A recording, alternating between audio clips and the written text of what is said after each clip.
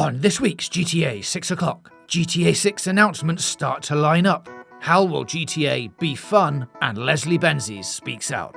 It's all here on this episode of GTA 6 o'clock.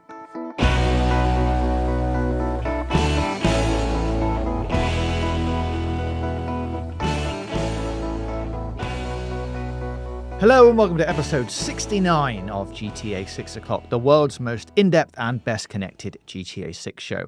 And welcome to what is likely to be a slightly condensed episode this week. Is that because things have gone a bit quiet in the lead up to something big? Maybe. But it's mostly because, and those of you who are watching on YouTube might have realized already, that Dan hasn't made it to the studio this week, so I am flying solo. But there is some very interesting news to cover, so I will say I'm James JJ Jarvis, and let's get into the show.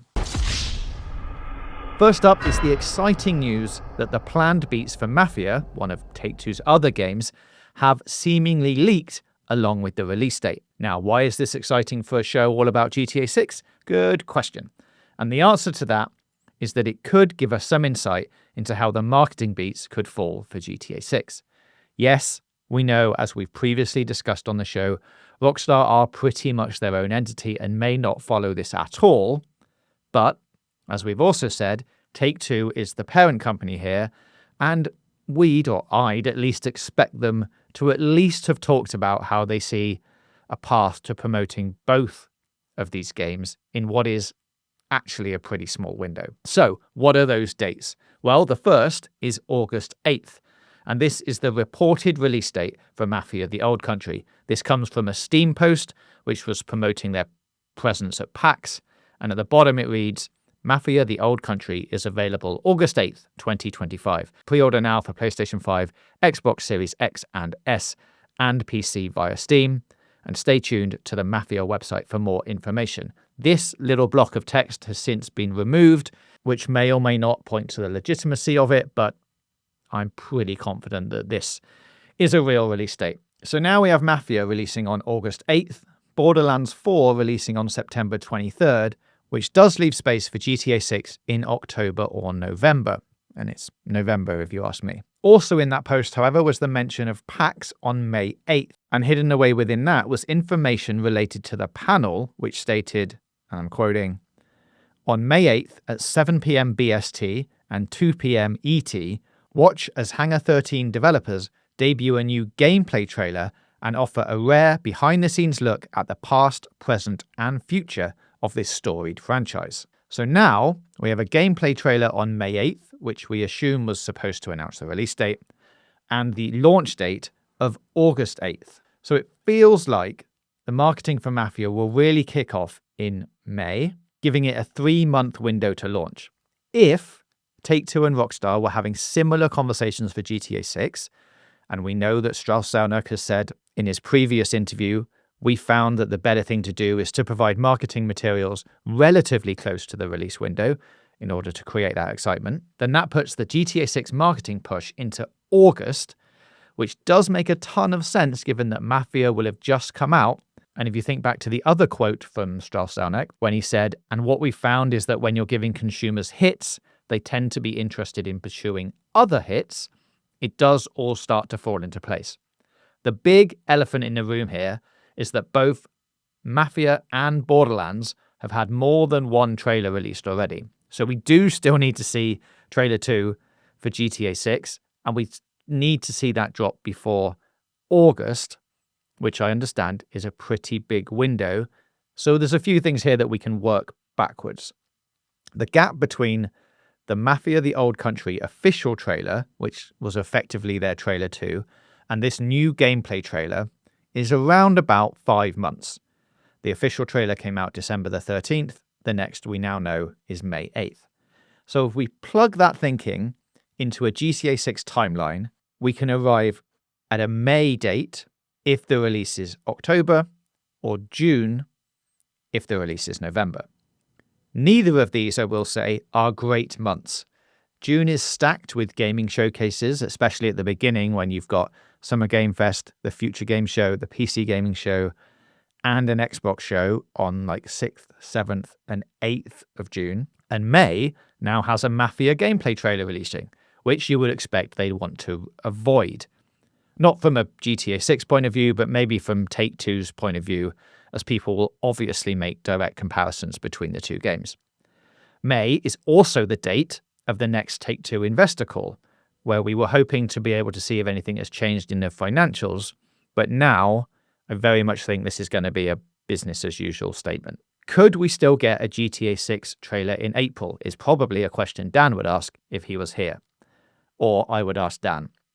And I will say very much so. However, I would now be less surprised if it didn't happen and it actually arrived in late May after the investor call.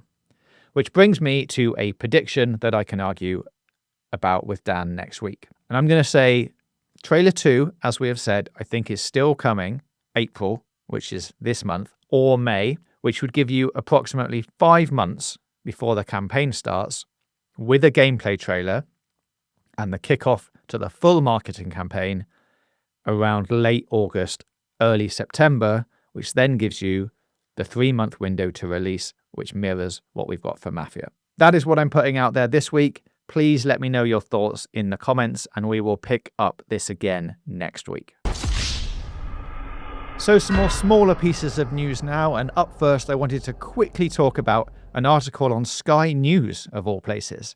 Now, they have published an article on the history of the GTA series, which really gives you an insight into the early years of DMA design, which is described by Keith Hamilton, who was a game designer at the time, as disorganized chaos. Looking back on it, it's amazing how we actually came together and finished a game. Keith led the team responsible for coding GTA and GTA 2, and he said, "You'd be shocked if you saw it now, but it worked." He does go on to talk about how the series evolved and kept breaking new ground, and then briefly touches on GTA 6.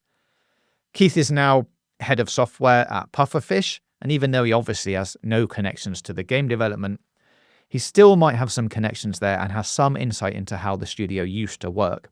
And he said, "The game itself will already be finished. Staff will be working all hours trying to fix increasingly complicated bugs. The pressure will be on the development team right now.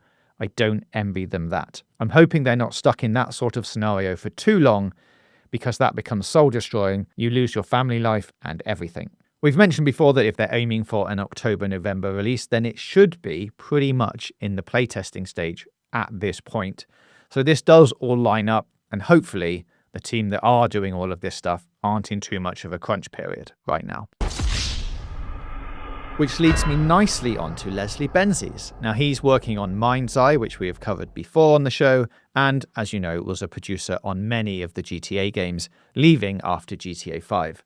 Now, the way he left wasn't without controversy, and it did lead to a legal battle, which was then settled out of court, but he was recently asked if he was excited about GTA 6, and he said, "Absolutely. There are a great amount of geniuses there, always creating something new, unique, and of a scale that very few others can pull off." Now, obviously, GTA 6 would have been in conversation during, or at least towards the end of development of GTA 5, so he'll have some insight about what visions they had for 6 back then. And of course, all of those plans would have changed a little, if not a lot, or completely, in the 12 years since GTA 5 was released.